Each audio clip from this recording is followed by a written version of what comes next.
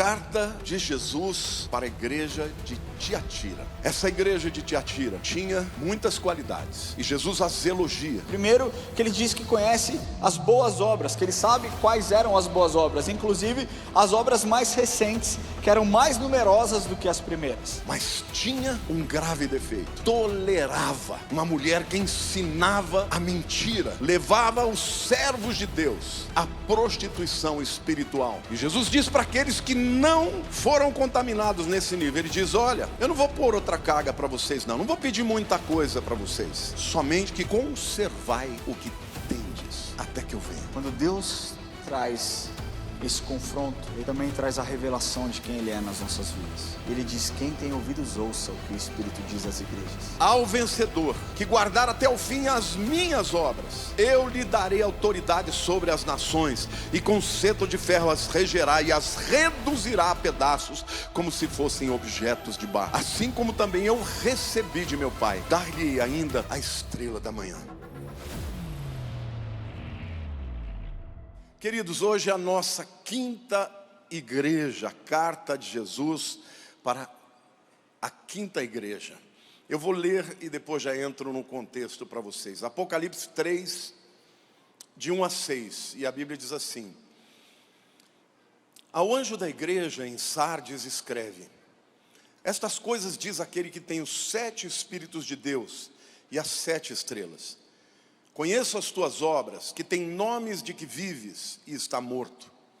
Sê vigilante e consolida o resto que estava para morrer, porque não tenho achado íntegras as tuas obras na presença do meu Deus. Lembra-te, pois, do que tens recebido e ouvido, guarda-o e arrepende-te. Porque se não vigiares, virei como ladrão, e não conhecerás de modo algum em que hora virei contra ti. Tens, contudo, em Sardes umas poucas pessoas que não contaminaram as suas vestiduras e andarão de branco junto comigo, porque são dignas. O vencedor será assim vestido de vestiduras brancas, e de modo nenhum apagarei o seu nome do livro da vida. Pelo contrário, confessarei o seu nome diante do meu Pai e diante dos seus anjos. Quem tem ouvidos ouça o que o Espírito diz às igrejas. As 7 cartas dirigidas para as 7 igrejas do Apocalipse dizem respeito às 7 igrejas locais que existiram por volta do ano 95 depois de Cristo, quando João escreveu o livro de Apocalipse. E para cada uma dessas igrejas, Jesus se apresenta de uma forma diferente. Obviamente não é algo excludente, é sempre algo que ele acrescenta sobre quem ele é, sobre como ele vê a igreja e também os conselhos e as admoestações. Então, embora essa mensagem seja, em primeiro lugar, endereçada para a igreja do primeiro século, ela, como palavra de Deus, ela tem muitas aplicações para os nossos dias e para a igreja de hoje também. Em todas as cartas, Jesus manteve o mesmo padrão. E eu tenho dividido aqui de maneira equânime para que vocês já fiquem acostumados e aprendam de uma forma bem didática. Jesus começa falando sobre a cidade, a igreja de Sardes. Sardes, outrora, havia sido uma capital do poderoso Império Lídio, que fica ali onde a Turquia de hoje, na época a Ásia, hoje chamado de Ásia Menor. Esse império, ele foi muito poderoso e ele se tornou conhecido porque ele fez uma inovação econômica. Antigamente as pessoas trocavam, faziam escambo para fazer comércio. O camarada queria comprar uma vaca, ele entregava 3 ou 4 ovelhas. Isso é chamado de escambo. Mas na cidade de Sardes, acredita-se que foi criada pela primeira vez a moeda, que se tornou um instrumento comercial até os nossos dias. Esta foi uma cidade que ficava a 48 quilômetros de Tiatira. No ano de 549 a.C., Ciro o Grande, ele toma a cidade, conquista a cidade e ela perde, obviamente, a sua pujança, a sua riqueza, deixa de ser um centro importante do Império Lídio, mas continua com a sua riqueza, na medida que ela tinha muitas possibilidades. Era uma indústria de tapete, havia um rio que tinha muito ouro e também era rota de um comércio muito importante que vinha tanto do leste para o oeste quanto do sul para o norte. Bom, a cidade de Sardes, ela foi passando de mão em mão, dos lídios para os persas, dos persas para os gregos e dos gregos para os romanos. E no tempo em que João escreve para esta igreja, ela está na mão do povo romano. Então, ainda fosse uma cidade rica, já não tinha mais a glória do reino de outrora. E antes de começar falando, eu quero dizer para vocês que todo o poder humano, por maior que seja, ele passa. O único poder que jamais vai passar é o do nosso Senhor Jesus. Eu amo aquela visão de Daniel, no capítulo 2, quando ele vê uma estátua, com a cabeça de ouro, com os ombros de bronze, de prata, com o ventre de bronze, com as pernas de ferro, e as canelas e os dedos de barro misturado com ferro, representando uma sucessão de reinos que viriam. Mas de repente, ele vê uma pedra pequena, batendo no pé daquela estátua, e ela é destruída, e aquela pedra vai crescendo, até se tornar uma montanha, e isso representa o reino de Cristo. Então eu quero dizer para todos vocês, passarão os céus e a terra, mas as minhas palavras permanecerão. Amém? Você pode aplaudir o Senhor?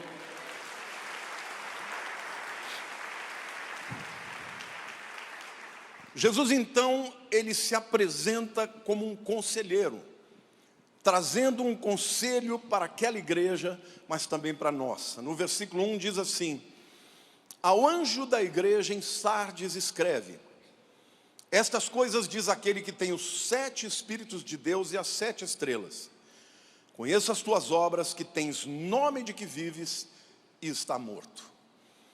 Bom, para nós aqui parece um símbolo, uma metáfora meio que inexplicável, né? Tendo que compreender algo que não está tão claro, principalmente para os leigos. Acontece que Isaías, o profeta, que viu o Messias por excelência, ele falou que sobre o Messias que viria, sobre a descendência de Jessé, viria os 7 Espíritos de Deus. Obviamente, Deus não tem 7 Espíritos, isso é uma metáfora, é uma maneira de apresentar 7 atributos, 7 características de Deus, que estariam no Messias. Eu vou ler o texto para vocês, e diz assim: do trono de Jessé, Jessé é o pai de Davi, sairá um rebento, rebento é uma plantinha, e das suas raízes um renovo, repousará sobre ele o Espírito do Senhor, o Espírito de sabedoria, de entendimento, o Espírito de conselho e de fortaleza, o Espírito de conhecimento e de temor do Senhor. São 7 atributos apresentados como 7 Espíritos de Deus. Na verdade, cada um desses atributos fala muito para aquela igreja de Sardes, mas também para nós. O primeiro é o Espírito do Senhor. Estas palavras em letras garrafais, no original é o Espírito de Yahweh, o Espírito de Javé. E este é o nome de Deus que fala da sua eternidade, porque a tradução deste nome: eu sou o que sou, eu sou o que era, eu sou o que serei, eu era o que fui, eu era o que sou, eu era o que serei, falando da eternidade de Deus. Este é o nome que Deus apresenta a Moisés. Deus é eterno. Então, em outras palavras, queridos, o conselheiro aqui não é alguém que está trazendo uma mensagem temporal, uma narrativa do tempo, o espírito do tempo, o Zeitgeist, como dizem os filósofos. É aquele que é eterno e tem toda a sabedoria da eternidade. É ele quem deve ser ouvido e obedecido.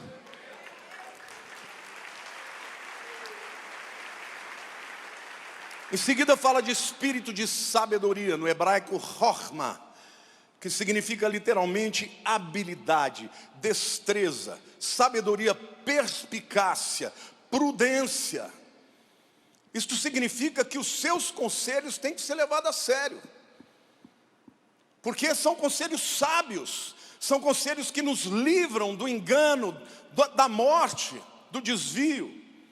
Em seguida, o espírito de entendimento, binah, que tem a ver com discernimento e compreensão, não nas camadas superiores, mas na profundidade.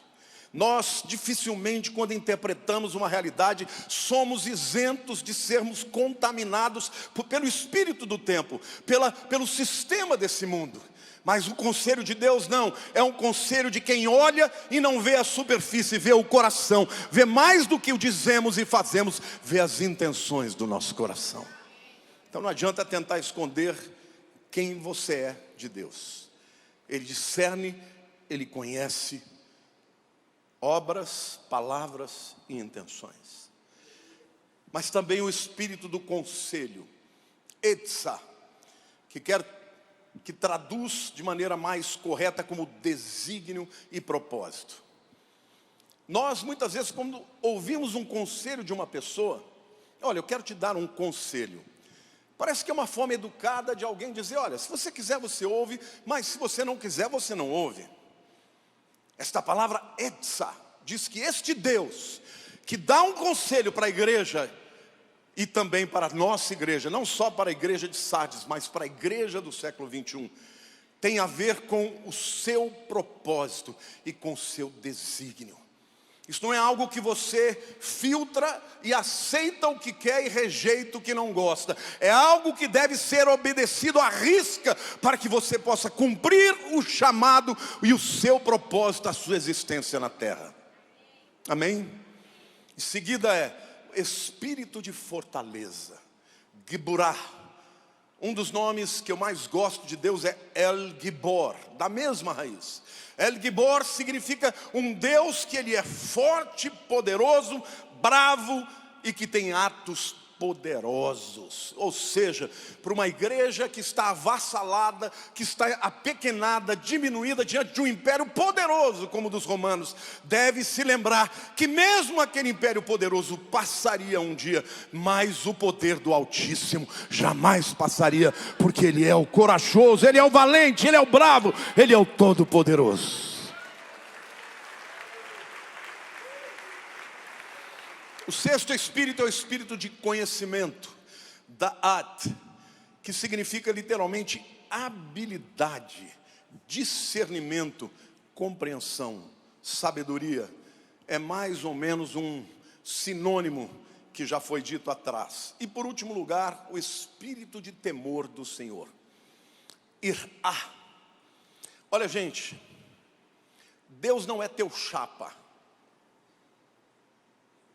Deus não é fraco, Deus não é leniente, Deus não é um Deus que criou o mundo e o largou à mercê de si mesmo. Deus não é um Deus que olha para as maldades deste mundo e diz assim, puxa vida, eu não posso fazer nada. Não, Ele é temível, Ele é todo poderoso, Ele controla todo o universo na sua palma da mão. Amém ou não? Eu sempre tinha uma dúvida a respeito deste texto. Quer dizer que a gente tem que ter medo de Deus? É isso que a Bíblia está dizendo? Eu vi certa vez um estudioso do original dizendo que esta palavra é aquele sentimento de uau. Uau! Quando você está diante da grandeza. E ele comenta que um dia ele foi fazer um safari na África e passou quase que colado ao seu carro um elefante de 7 toneladas. E quando ele viu aquele ser poderoso passando do seu lado, ele disse, eu nem respirei. Porque ele podia, com uma bundada que ele desse, virar o meu carro e me matar. Perdoe a bundada. Essa não estava no script, veio da naturalidade. Mas a verdade, gente, é que quando a gente está diante de uma grandeza, como um surfista que vai surfar aquelas ondas de Nazaré, quando o camarada vê aquela parede de 30 metros, ele fala: meu Deus dos céus. O que a Bíblia está dizendo é que quem conhece a Deus, diante dele se sente nada. Ele é o Todo-Poderoso. E a Bíblia diz que o princípio da sabedoria é o temor a Deus. É você saber que ainda que Ele seja bom, ainda que Ele seja longânimo, Ele é Deus. E Ele controla todas as coisas na palma das suas mãos. Ninguém pode ser comparado a Ele. Ninguém pode detê-lo. Amém, igreja? Então, quando estamos diante de uma sociedade que quer trocar a adoração a este Deus e colocar no lugar o homem, na sua pequenez, na sua fraqueza, é uma loucura. Porque para Deus, a fraqueza de Deus é mais sábia, a loucura de Deus é mais sábia do que a sabedoria dos homens. E a sabedoria dos homens é loucura para Deus. Então, estes 7 atributos de Deus são os atributos de Cristo, que foram profetizados, e aqui o próprio Senhor está dizendo: eu tenho esses 7 atributos, esses 7 Espíritos de Deus. Mas Ele diz também que Ele tem as 7 estrelas. Mas Apocalipse 1:20 diz que as 7 estrelas são 7 mensageiros. A palavra anjo, angelos, significa mensageiro, o pregador, aquele que leva a mensagem. No hebraico, no Velho Testamento, é malach, que significa a mesma coisa. Alguns falam: não, ele está se dirigindo aos anjos, aos seres sobrenaturais. Eu pessoalmente não acredito. Para estes ele fala diretamente. Mas para os anjos, os pastores que estão lá para liderar e conduzir o seu rebanho, estes estão recebendo um recado para pregar a sua igreja. Então, de certa maneira, eu estou aqui hoje fazendo o papel daquele pastor, daquele líder da igreja em Sardes. Em seguida, Jesus faz um elogio. Versículo 4 diz assim: tens contudo em Sardes umas poucas pessoas que não contaminaram as suas vestiduras, e andarão de branco junto comigo, pois são dignas. Deus sempre tem um remanescente, viu, meu irmão?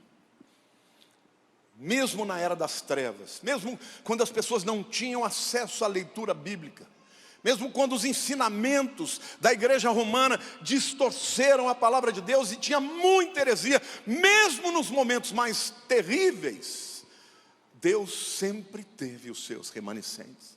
E eu quero dizer que em toda a multidão de pessoas que professam a Cristo hoje, nem todos nasceram de novo. Mas Deus tem aqueles que realmente não foram contaminados nas suas vestiduras.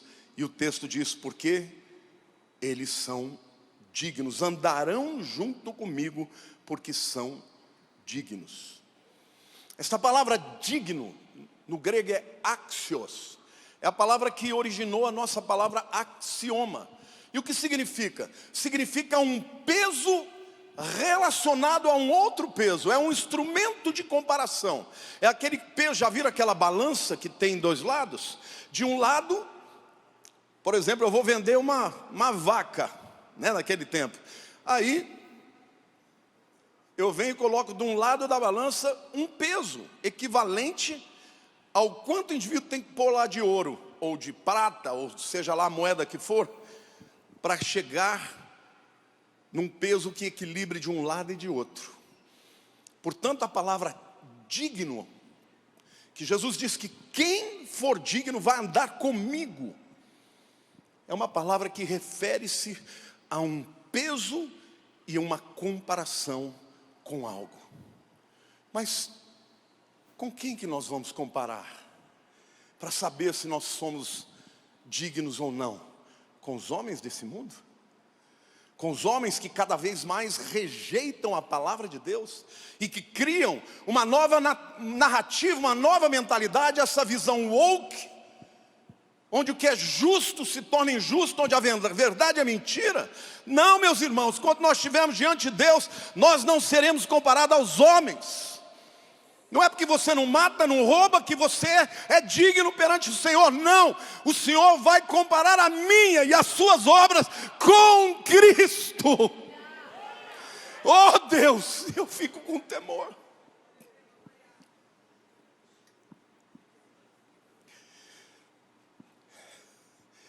Ele sabe que nós não somos perfeitos, mas Ele sabe o que vai no meu e no seu coração. E aqueles que amam a Deus, aqueles que amam a sua palavra, aqueles que lutam para andar na sua palavra, estes vão andar com Jesus. Como Enoque, que andou com Deus, e chegou um momento que Deus falou: Enoque, você está andando tanto comigo, vamos embora, vamos para lá. E ele desapareceu. E Enoque é um homem que representa a igreja que vai ser arrebatada, que não vai viver o momento da grande tribulação, porque anda com Deus e tem as lâmpadas acesas. É a igreja comparada às virgens prudentes, que enche a sua lâmpada com o óleo do Espírito Santo. Glória a Deus.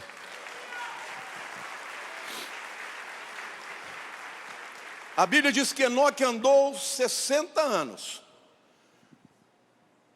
E aí ele gerou um filho que ele deu o nome de Matusalém. No hebraico, Matushalach. Matu é a sua morte. A morte de Matusalém. Shalach trará. Sua morte trará o quê? O dilúvio. No ano que Matusalém morreu, veio o dilúvio. Eu creio que Enoque, ele era um homem normal que vivia em todas as tentações e carnalidades dos homens da sua época. Mas um dia ele teve uma revelação de Deus, que quando o filho que ele estava tendo morresse, viria o juízo sobre a terra. E ele consagrou a sua vida a ponto de ser levado para Deus, sem viver o dilúvio. Eu creio que tem uma igreja que ama Jesus, que anda com Deus e que tem a revelação de que quando vier o arrebatamento virá uma grande tribulação sobre todo mundo, e isto nos leva a buscar cada vez mais uma consagração. Não se esqueça, meus irmãos, nem todo que me diz Senhor, Senhor entrará no reino dos céus, mas aquele que faz a vontade do meu Pai que está nos céus. Muitos naquele dia hão de me dizer: Senhor, Senhor, porventura nós não temos profetizado em Teu nome, e em Teu nome não expelimos demônios, e em Teu nome não fizemos muitos milagres. Então lhes direi explicitamente: nunca vos conheci, apartai-vos de mim, os que praticais a iniquidade. Dignidade é um atributo altamente valorizado. Deixa eu deixar bem claro aqui, que ninguém vai ser justificado pelas obras. Diga assim: pela graça sois salvos, mediante a fé. Isso não vem de vós, é dom de Deus, não de obras, para que ninguém se glorie. Ninguém vai poder chegar no céu e dizer: eu fui bom, por isso eu estou aqui. Não, nós vamos chegar lá e vamos olhar para Jesus, dizer: Ele foi bom, por isso eu estou aqui. Eu creio em Jesus, amém? Amém, irmãos? Glória a Deus, é pela graça. Mas isso não nos dá o direito de ser salvos pela graça e viver como um endemoniado. Porque a sequência do texto diz: pois fostes criados em Cristo Jesus para as boas obras. Você não foi salvo pelas boas obras, você foi salvo pela graça, mas foi criado em Cristo Jesus para as boas obras. Então tem muita gente pregando um evangelho errado que vai levar pessoas para o inferno, porque somente aqueles que buscam o Senhor, que vivem uma vida de arrependimento, é que vão, de fato, ser salvos. A condenação de Jesus: conheço as tuas obras, que tens nome de que vives, e estás morto. Esta é uma igreja nominal. É uma igreja que fala como crente, que canta os corinhos de crente, que cita os versículos de crente, mas vive como um ímpio.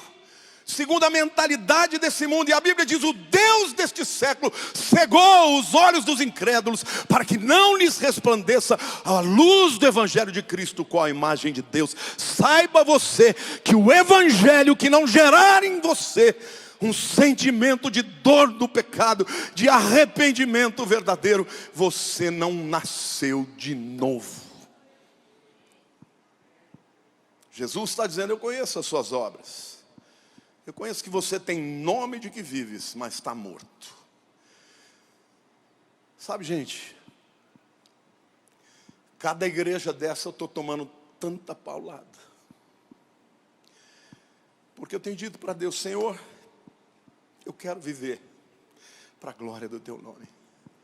Eu quero pregar um evangelho puro, puro. Eu não quero pregar o evangelho vem para Jesus e os seus problemas acabaram. Vem para Jesus que você vai ficar rico. Não! Vem para Jesus e toma a tua cruz.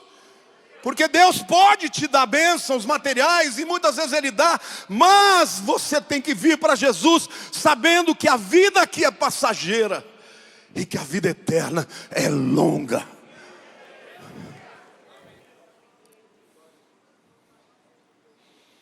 Existem igrejas que os rituais substituíram a verdadeira espiritualidade. Os Estados Unidos são a nação em que mais de 60% se declaram cristãos. Mas quando perguntam quantos deles acreditam que a Bíblia é a palavra de Deus, menos de 17%. Provavelmente aqueles de cabelo branco. Querido, se você não crê na palavra de Deus, você está aceitando a narrativa do diabo e querendo se tornar Deus como Adão quis, e por isso caiu. Nos nossos dias, nós temos que pedir a Deus misericórdia e pedir que a nossa vida espiritual não caminhe para a morte espiritual, para a apostasia. E o conselho de Jesus nos versos 2 e 3: ser vigilante, diga ser vigilante. Consolida o resto que estava para morrer, porque não tenho achado íntegras as tuas obras na presença do meu Deus. As nossas obras vão ser apresentadas na presença de Deus. E aí ele diz: lembra-te, pois, do que tens recebido e ouvido, guarda-o e arrepende-te, porque se não vigiares, virei como ladrão e não conhecerás de modo algum em que hora virei contra ti. O primeiro conselho é para ser vigilante. E a primeira palavra de Cristo é para o pastor da igreja, é para o anjo da igreja. Vigia. E eu tenho vigiado, e eu tenho bradado nesse púlpito. Eu sei que às vezes é chato, porque eu vivo falando contra essas mensagens de coach dentro da igreja. Querido, miserável o homem que confia no homem. Eu não sou contra o coaching que prepara as pessoas para se tornarem melhores. Ok, muito bom isso. Nós podemos treinar as pessoas para que elas sejam melhores, para que elas vençam as suas limitações. Mas a mensagem do coaching é: você faz o que eu estou te ensinando e você vai ficar rico. E nem todos vão ficar ricos. Então saiba de uma coisa: o pastor tem que no púlpito vigiar as suas ovelhas, para que elas não sejam arrebatadas. Quando o apóstolo Paulo se encontra em Mileto com os anciãos de Éfeso, ele não se encontra em Éfeso porque lá teve uma grande multidão que queria acabar com ele, e ele teve que fugir. Mas ele disse para os seus anciãos, ele disse: olha, vocês nunca mais vão ver o meu rosto, mas o meu sangue está limpo da vida de vocês, porque eu preguei todo o conselho de Deus. Eu nunca quis ouro nem prata, e não deixei de pregar todo o conselho de Deus. Agora, depois de mim virão lobos devoradores querendo levar o rebanho. Então, igreja, saiba que este é o tempo em que os lobos devoradores estão entrando na igreja para levar as ovelhas para uma mensagem mais palatável, mais agradável, que não prega contra o pecado. Então, vigia. Primeiro conselho. Segundo, consolida o resto que estava para morrer. Quem morreu não tem volta. Mas quem está para morrer os líderes devem consolidar. E eu não estou falando só de pastores, não. Eu estou falando para você que é um crente mais velho, mais maduro, para você que é um líder. Você tem que lutar pelas ovelhinhas, pelas pessoas que estão do lado. Porque o diabo vem rodeando como leão, procurando a quem possa tragar. A tarefa do pastor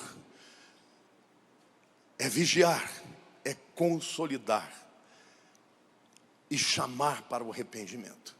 E Jesus disse: não tenho achado íntegras as tuas obras na presença do meu Deus.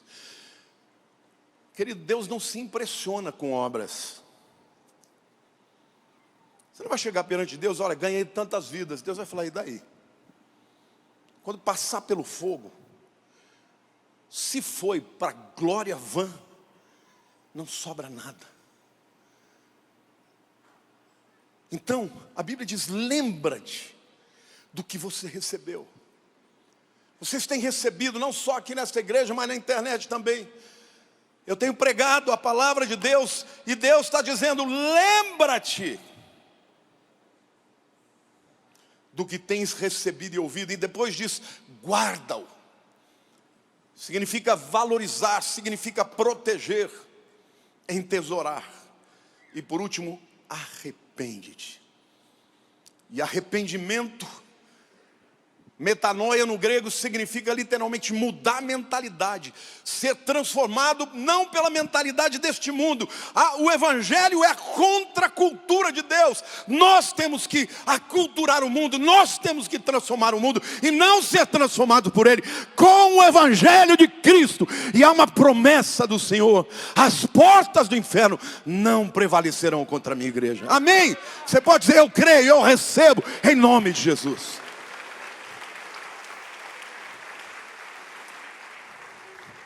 Mas arrependimento também, no hebraico, techuvá, vem de uma raiz shuv, que é de novo. Diga: de novo. Significa voltar para o caminho.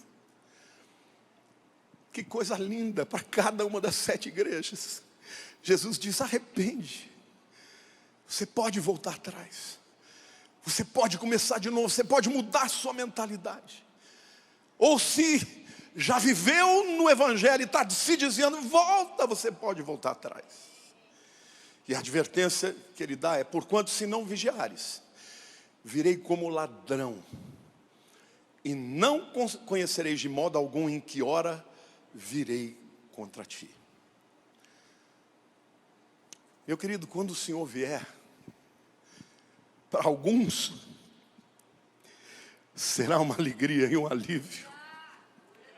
A Bíblia diz que todo olho verá e toda língua confessará que Cristo Jesus é o Senhor.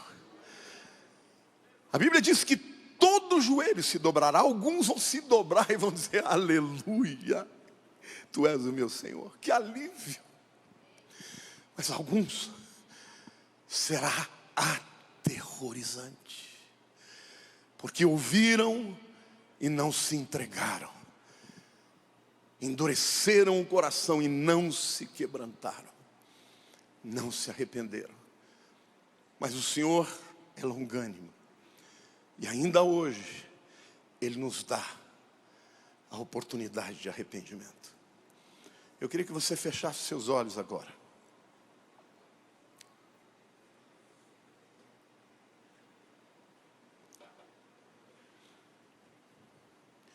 Eu não terminei de pregar, mas eu quero que você, nesse momento, tenha 1 minuto de oração antes de ouvir o desafio que Deus vai te dar.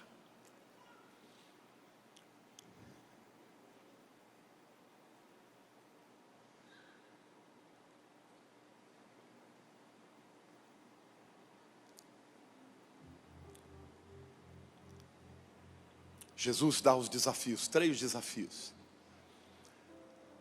O vencedor será assim vestido de vestiduras brancas, e de modo nenhum apagarei o seu nome do livro da vida. Pelo contrário, confessarei o seu nome diante do meu Pai e diante dos seus anjos.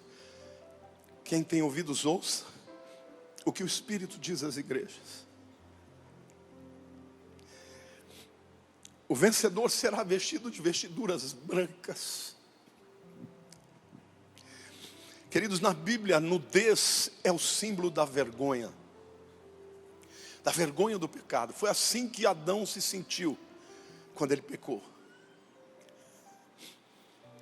Mas Deus tem um plano para trocar a vergonha pela justiça. E esta é a salvação que nós recebemos de graça. É um processo. A justificação, que a primeira parte do processo é quando você entende quem Jesus é e o recebe como seu Salvador. E você imediatamente é perdoado da condenação do pecado. Já não há mais condenação para os que estão em Cristo Jesus. Mas a segunda parte do processo é a santificação. Quando pelo Espírito Santo nós recebemos poder para vencer o pecado nos dias de hoje. E a terceira parte é a glorificação. Quando nós vamos receber um dia um corpo glorificado, que não será mais tentado pelo pecado, que não será mais destruído pela morte, pela doença, pela dor, pelo medo. E isso tudo por causa de Jesus. Mas a Bíblia diz, ao que vencer, não é para todos. É somente para aquele que vencer. Será vestido de vestiduras brancas. Hoje é dia de você agradecer a Deus por essa obra linda e se consagrar para Ele, pedindo: Senhor, troca as minhas vestes rotas. O Senhor também promete: seu nome jamais será tirado do livro da vida. Aleluia. Quem crê em mim tem a vida eterna. Não entrará em condenação, mas passou da morte para a vida. E ele termina dizendo: o seu nome será confessado diante dos anjos de meu Pai. Meu querido, um dia todos nós compareceremos diante do tribunal de Cristo, diante do trono branco.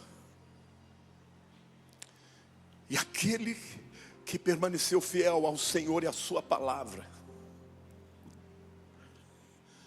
ele confessará o seu nome. Naquele dia ele dividirá as ovelhas das cabras, os que obedecem dos que se rebelam.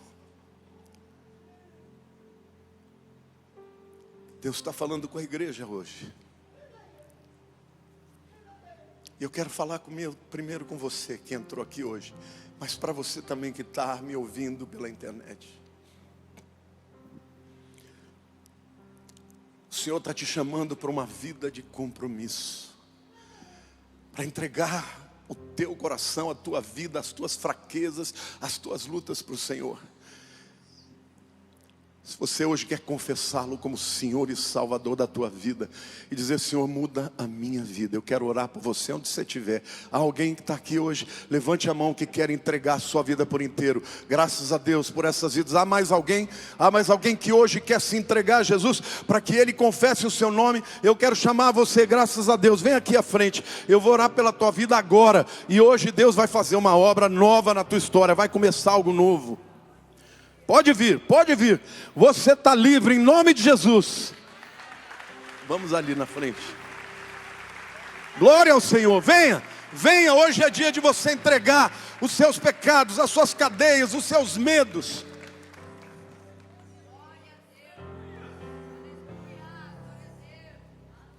Virem aqui para mim, por favor. Tem mais gente, pode vir.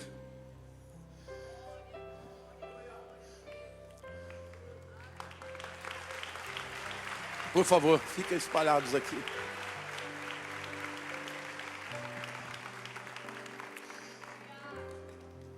Oh, minha querida, Deus te abençoe. Amém, Jesus. Glória a Deus. Põe a mão no seu coração e diga: Senhor Jesus, eu preciso do Salvador. Eu não quero viver um cristianismo nominal. Eu quero entregar minha vida por inteiro. Perdoa os meus pecados, Senhor. Perdoa-me, Senhor, quando eu decido fazer a minha vontade. Quando eu justifico, Senhor. Senhor, eu quero entregar a minha vida para Ti. Eu quero Te pedir que o Senhor e a Tua palavra transformem a minha história.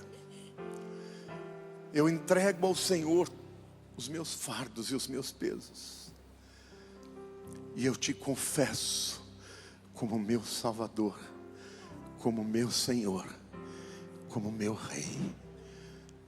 Amém. Sabe, queridos, a Bíblia diz que com o coração se crê para a justiça, mas com a boca se confessa para a salvação. A nossa vida, quando a gente entrega a vida para Jesus, ela não mudou 100% de uma vez. Mas o Espírito Santo vai nos ajudando a cada dia a abandonar o velho homem para viver como uma nova criatura. Que a partir de hoje, a fome da palavra e o desejo de adorar o Senhor cresça mais na vida de vocês. Amém. Por favor, podem seguir os diáconos, eles vão fazer mais uma oração por vocês. Parabéns por essa decisão. Aplauda o Senhor, querido.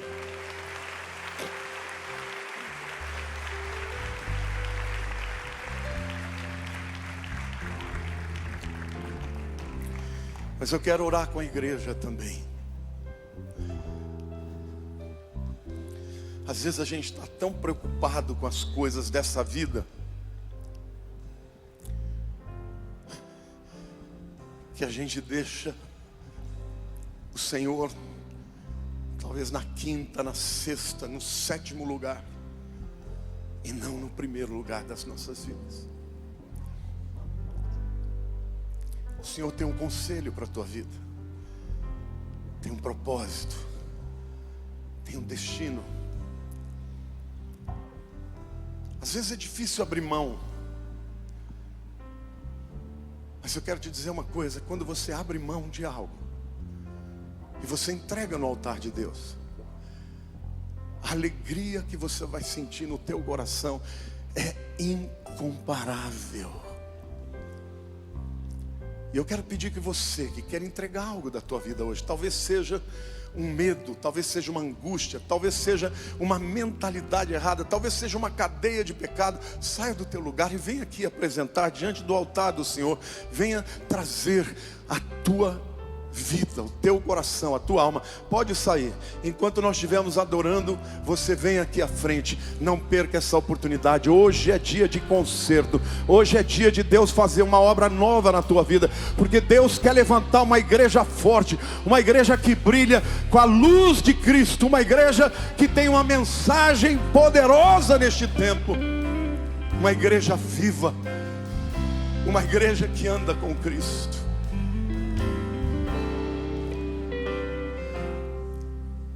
Nós queremos te pedir perdão, ó Deus, quando muitas vezes, Senhor, nós ficamos tão atarefados com as coisas desse mundo e nos deixamos, ó Deus, influenciar por narrativas, nos deixamos, ó Deus, impressionar com pessoas que não vivem segundo o teu evangelho e que não pregam a tua palavra. Ó Deus, a tua igreja no Brasil, eu oro para que ela não se torne uma igreja morna, ó Deus, ou uma igreja morta, Senhor, como muitas nações outrora foram nações pujantes com grandes homens pregadores do teu evangelho. Senhor, tem misericórdia da nossa vida, tenha misericórdia do Brasil, tenha misericórdia, Senhor, aquece, envia o avivamento, Senhor, que o nosso coração seja, ó Deus, transformado pela tua palavra. Senhor, dá força para que nós vençamos aquilo que não podemos pela nossa carne, para a honra e glória do Senhor. Não encolhe a tua mão, continua a salvar, a transformar os teus escolhidos, Senhor, em toda a terra.